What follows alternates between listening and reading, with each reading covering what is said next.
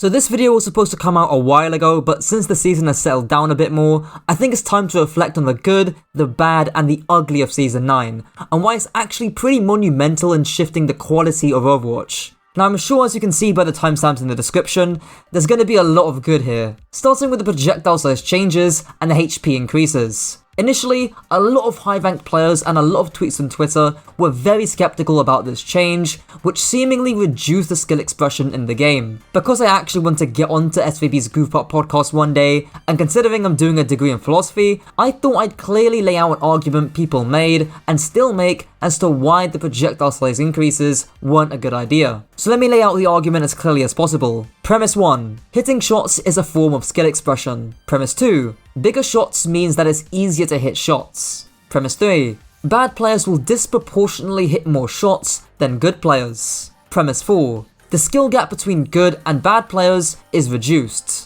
And the conclusion is, therefore, there is a reduction in skill expression between good and bad players. There's also a hidden premise, which is just reducing the skill gap is reducing the skill expression. Now I'm going to go through each of the premises, amend them where needed, and explain why that, even if all the premises are true, that doesn't mean the conclusion is true as well. In philosophy terms, that basically means why the argument is logically invalid, but I'm not going to talk about that for now. So the premise 1, and I think some of the first premises, are pretty uncontroversial. The better, more skilled players are gonna hit more of their shots, and this is something we've universally praised as a community, especially in the first season of the Overwatch League, and on flashy mechanical heroes like Widowmaker. Premise 2 is also pretty uncontroversial. Bigger hitboxes mean you need to be less precise with your aim, so it's easier to hit shots. Premise 3 is also uncontroversial, but needs a little bit of unpacking. Say we have two players on Soldier. Player A, who's the good player, will hit 22 shots out of 30 on the old patch. Now they hit 25. Player B, the bad player, can only hit 18 shots on old patch.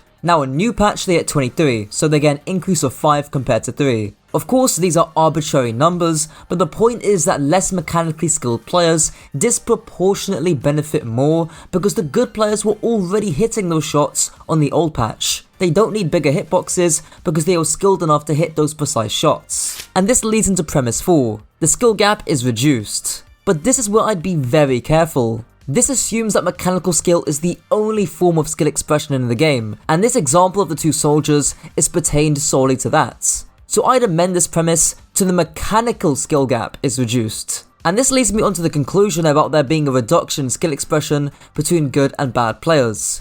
Again, this assumes that mechanical skill is the only form of skill expression, and that if it was, then this argument would be true. But it's not. In my last video, I talked a lot more about the small nuances in positioning, how important your cooldown management is, and just your overall decision making. Like that Tracer deciding to ignore marking the ball. That is skill expression, but it's not easily quantifiable. Like on Twitter, I can just easily clip Kajor hitting a Junkrat shot and get 9k likes. But on Twitter, I can't just clip this Tracer ignoring a ball for a split second because it's harder to explain why this choice leads to a teamfight loss. So instead of reduction in skill expression, I'd say change or shift instead. It's a point raised by Unter in the Uncoachable podcast, and hopefully editing Kajor can find the clip of him explaining it here. I've heard lots and lots of people complaining about how it's like, it's catering to bad players and it's going to make the game trash because it's going to be so easy for everyone to do everything. And I mean, I feel like I don't really agree with that sentiment at all, you know? It's just going to like massively shift what is rewarded in the game, you know? It's just going to make it like more MOBA-esque and less mechanically intensive in a sense, you know? I'd say that that's not necessarily a bad thing. If anything, like the reason that Overwatch has been so successful is because it caters towards things like that already with the hero roster, you know? People play heroes like Mercy, Moira, some of the tanks where like there's no like intense aim requirements, stuff like that.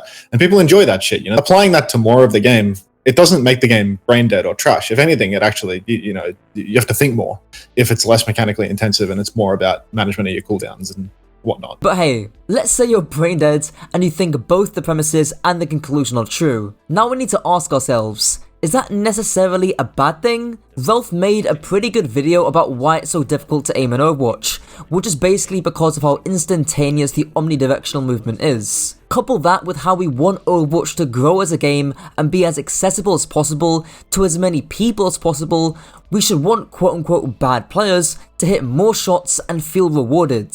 Of course, this shouldn't come at the cost of the competitive player base, but I think the devs have been pretty smart here. Look at the Steam charts. Season 9 has made a tangible and long-term increase in player counts, which can probably be generalized to all platforms. Anecdotally too, I've had friends message me telling me how they're actually having fun in the game, and even fucking KSI tweeted that.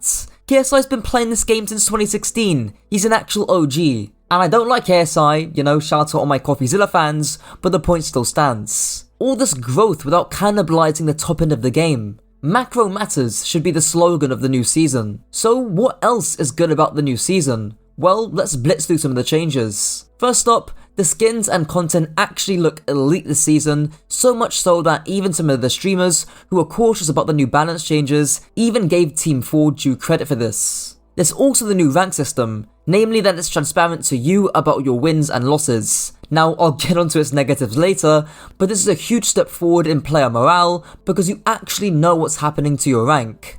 There's also stacking, who could forget about that? For those who don't know, if you hit GM, you could only duo queue, but now that restriction has been removed.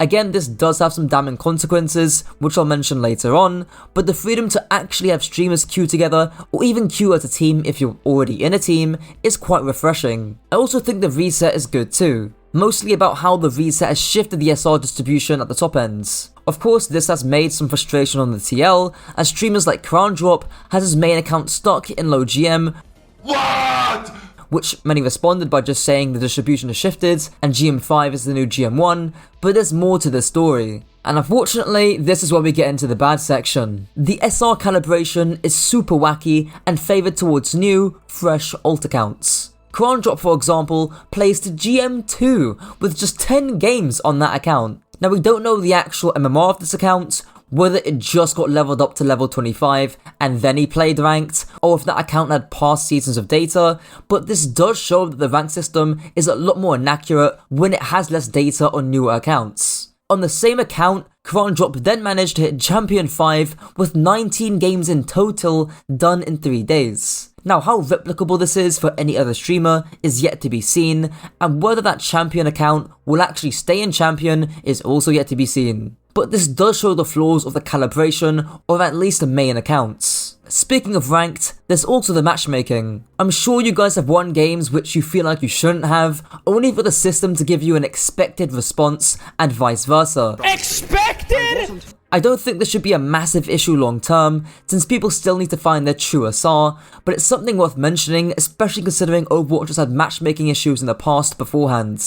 And finally, there's the balance. I know Samito has already made a video explaining how the patch isn't balanced, and I think most people can agree on that for now. In EU at least, the meta has settled to a Lucio Moira or to a Lucio Kiriko mirror, and the same is true in Korea and in NA as well from what I've heard.